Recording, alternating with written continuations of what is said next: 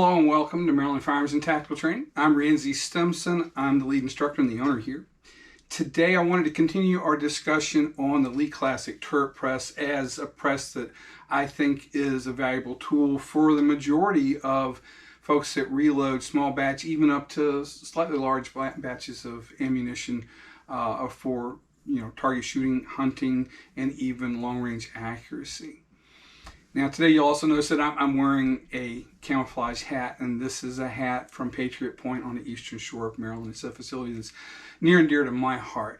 Patriot Point is the Military Bowl Foundation's 294-acre retreat that provides a safe and secure, tranquil outdoor retreat facility for wounded, ill, and injured active duty service members, veterans as well, their families, and their caretakers who face daily struggles related to their time spent defending our great nation.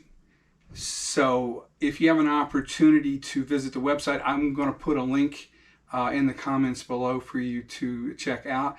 Also, if you have an opportunity to visit there, if you are a veteran or a caretaker or a family member, please do so. It is a wonderful facility. A lot of fun can be had there, a lot of family entertainment and enjoyment, hunting and fishing and all of that. And those that go there, you will be treated with the utmost of respect by military and prior service members and members of the community that are dedicated to helping you. So do that. If you don't have the opportunity to go, but you have the opportunity to support them, you can see on their website ways to support them, and I highly encourage you to do that. Thank you. So continuing on with our discussion about the Lee Classic Turret Press, I'm cranking out a handful more of the 9mm rounds that I've been working on. These are some protective home defense and self-defense rounds that I'm producing right now. And when I finish this, I want to trade out my turret and put in another turret, or tool head as some people call it, for 380. I'm going to be loading a batch of 380 next, just some target rounds. Currently I'm using the bullet feed and the auto drum from Lee on this turret head. I'll be transferring the auto drum to the other turret head. I won't be using the bullet feed. I'm going to be doing feeding the case and the bullet by hand on that one, just to show you how that's done. And I will be using the Lee factory crimp die to do the crimp on the final step of the load. So a little bit different than this setup, but this is a very versatile setup that you can use different types of equipment, dies, and modifications on. I highly encourage you to seek one out if you like to do reloading at all. As I'd mentioned before, the single stage press, highly valuable. We teach on that here to new students because you get to learn each and every step one at a time, which is very important. But also a single stage press comes in handy. There are many occasions where I need the single press to do just one step at a time, whether I'm just depriming or I'm removing the primer case crimp, or if I just want to do single rounds one at a time as accurately as possible. The single stage is probably a better option for that. But for any large amount of reloads, the Lee Classic Turret Press is great. I do very, very accurate rounds for my 6.5 Creedmoor, my 300 Short Magnum, my 45-70. I do over 20 calibers on this press, and I have turret plates for every die set that I own. So let me finish up here. We're just going to be knocking out a few more rounds, and then we're going to get into trading out the turret plate that is, and dropping in a new set of dies and setting up for 380 rather quickly.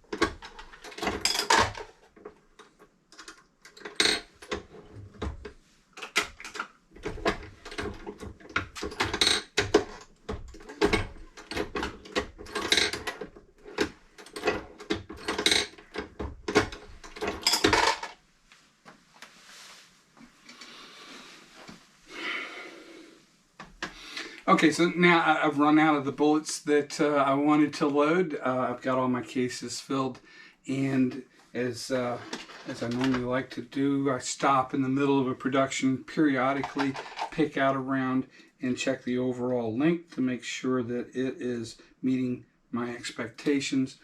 And I do a test into this case gauge just to see that it drops in and drops out. I might even do a plunk test into the barrel of one of the guns that I intend to shoot it out of, just to make sure that everything is exactly as I want it to be. So now what I'm going to do is I'm going to take this turret out. I'm going to put in the turret that I want to use next, and that's going to be for the 380. And I'm going to load my primer feed with more primers, and I'm going to adjust the powder charge that I want to drop into the case, and then we should be able to just get started. I'm going to double check and make sure none of the measurements on the dies on my turret have changed as well. Just to be certain, I'll check a couple of powder drops as well, just to make sure after I've got it adjusted that it's staying where I want it to. That way I can be very consistent. The powder that I use is one that meters extremely well through the Lee Auto Die, and I can use the same powder for 9mm as I do for 380, which is something that's very convenient as well.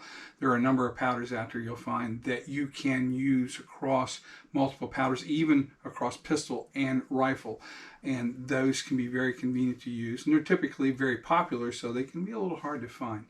But if you need to do any reloading and you want to reload multiple calibers and you can use the same powder, it again is quite convenient. So let's get started. We're going to remove our safety primer feed first, and then I'm going to remove the bullet feed magazine next, just so it's up and out of our way. And then I am going to go ahead and remove this auto drum powder drop and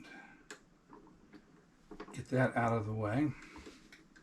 Oops, I'm unscrewing it the wrong way.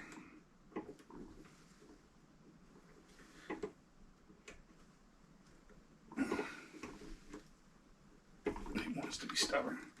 There we go.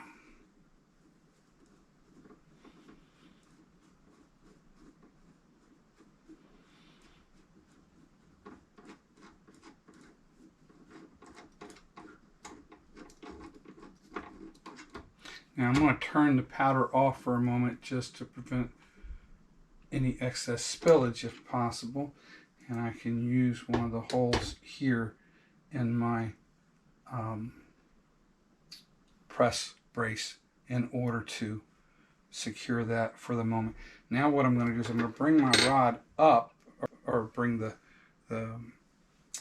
ram up so that it's up on the rod, and then I'm going to twist and lift and take the turret plate out. I'm going to sit this turret plate in a box that is designed to hold it.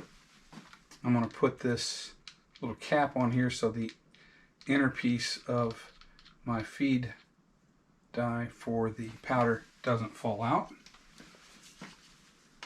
Slip this into place gently. And now we can set this out of the way for future use, and we'll take our 380 die. Now I also need to remove the shell plate for the 9mm because that is not going to fit my 380. I'll take my 380 shell plate, snap it into place. I'm going to align it so that when the rounds are ejected by this auto eject system, it will drop into my tray here. And then I'm going to line up this plate knowing that it should be probably at this position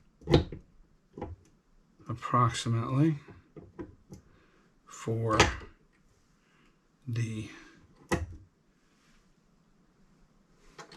we go. So now when this functions, let's get that right, and my final crimp is done, it now goes to the D prime and resize stage and repriming, and then to the powder. Now I can put my powder feed back on this press.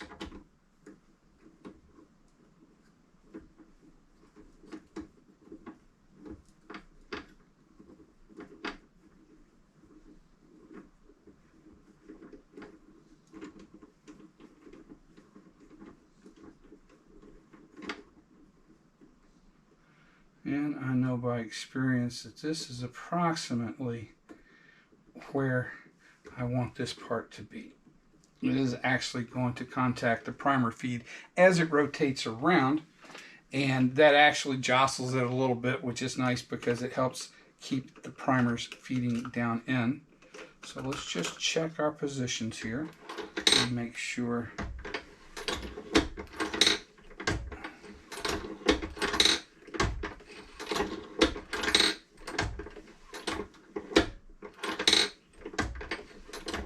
And I want to change that just a little bit to right about there. Okay.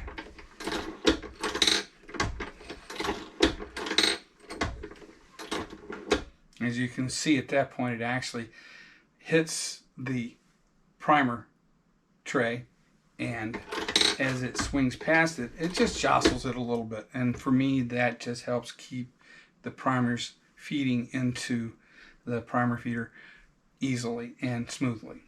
Okay, so now that we've got this all set up, we'll bring this back around to here, and I'm going to take the 9mm rounds that I was feeding out,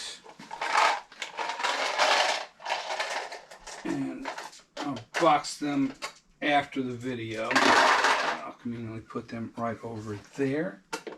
Now I want to get set up for actually loading the 380. So what I'm going to do first is I'm going to feed or load a number of 380 cases into that bin, and then I'm going to put a good number of 380 bullets into this bin.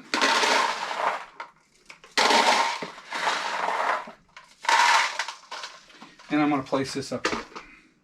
That way I can just grab from there. You can have apparatus that holds the bin up there as well if you want. I don't find it necessary for myself, but it's there if you want it.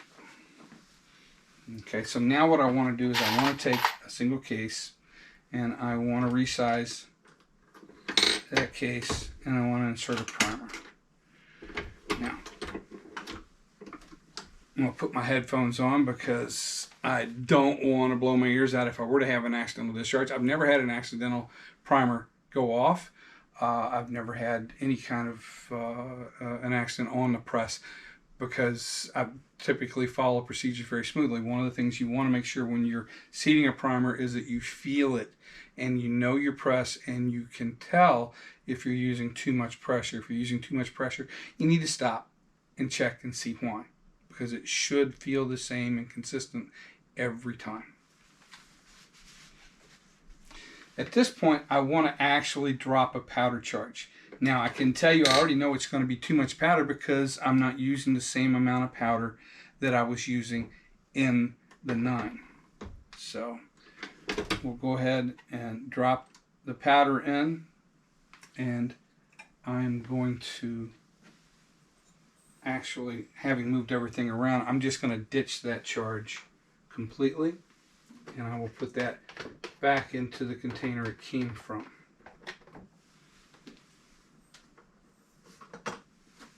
Okay.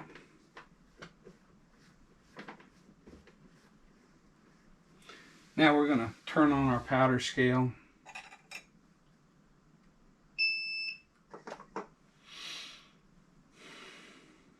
And I calibrated it earlier, so I'm just going to reset 0 to make sure that it is spot on.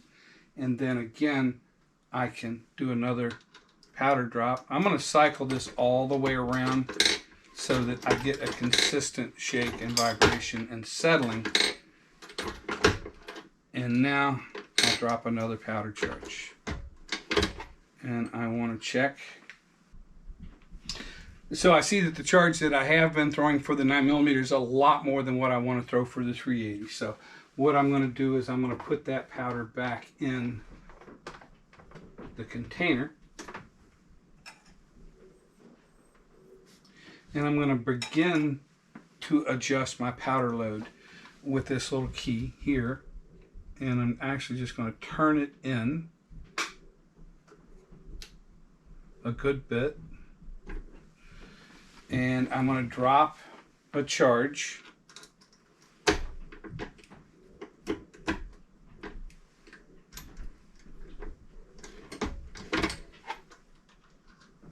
And just get rid of it. We'll cycle around. Again, I want to have that consistent function.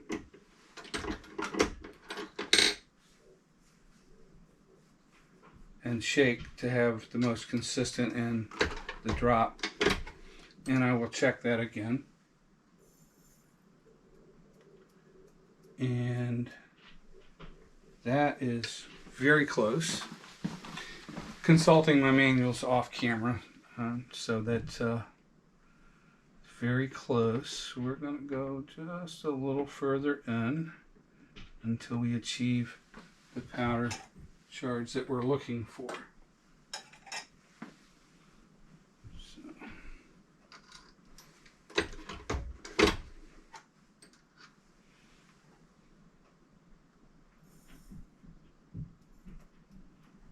Still a little bit high.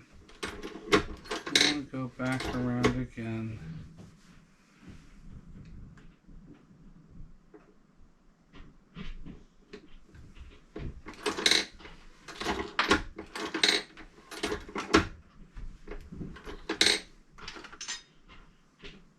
And I'm just going to toss this one as well.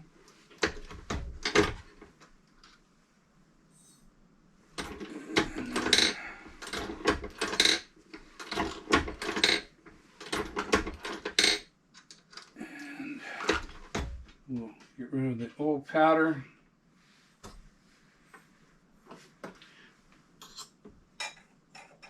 We're going to check 0 again.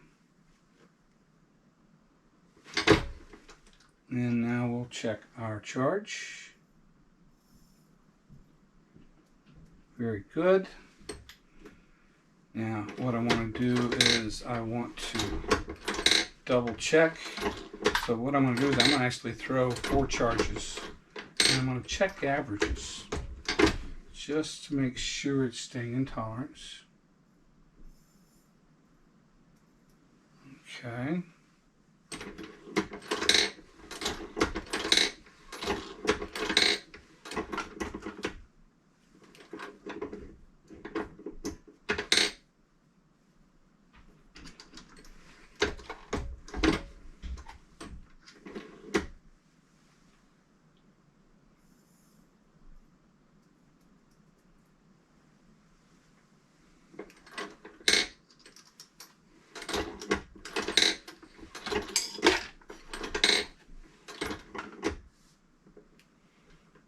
And let's do one more.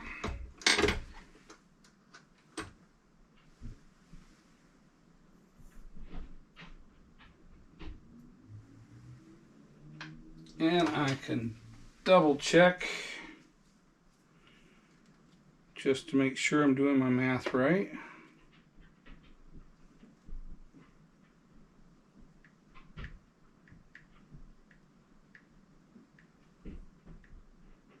Very good. So I'm right at where I want to be. I'm not at my max charge. I don't shoot max charges unless I have a specific reason to do so. very often I find that maximum charges are not the most accurate. Sometimes they are, but they can cause extra stress on the brass. They can cause accuracy and performance problems, and they can also cause problems with some firearms as well if you use them all the time. So now we've got our powder measure set where we want it. We're going to double check our seating depth to make sure that we are where we want to be, and our crimp as well. So what we'll do is I'm going to go ahead and cycle this to my seating position. I'm going to put a bullet in position, and I'm going to run that up into the die, and I'm going to check my overall length and make sure that I'm where I want to be for this cartridge according to the manual and the manufacturer and the powder, and I am right where I want to be. So nothing has changed since I last set the die up. So I can set this aside just as a comparator for later use, and I can go back to my crimp position, and I can double check crimp as well and just visually look at that and see that that is very good. Okay, now with our primer feed system loaded, our powder turned back on, we've already checked our powder drop to make sure that it's spot on. We've checked our overall length to make sure that that's spot on. We've checked our crimp to make sure that that's satisfactory. We can just go right back into production, and that's what I'm going to do. I'll feed a case, I'll load a primer, seat the primer, drop a powder charge, and then seat a bullet, and then I will crimp the bullet, and I will continue on until I'm either out of components or I've loaded all the rounds that I care to load.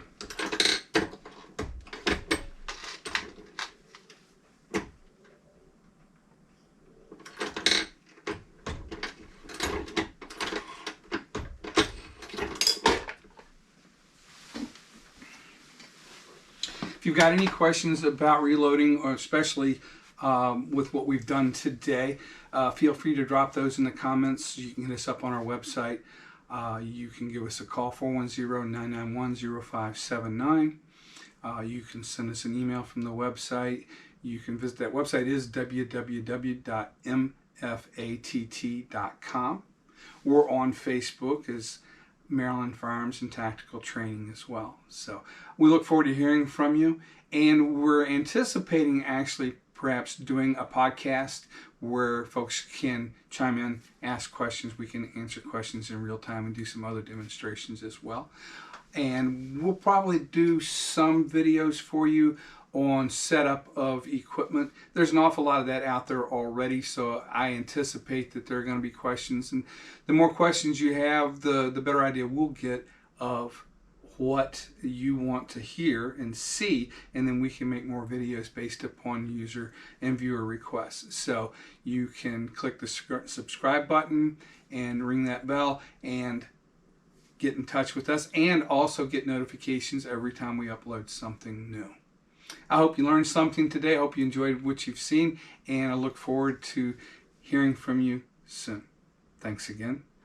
It's Ramsey, Maryland Firearms and Tactical Training, Lee Classic Turret Press.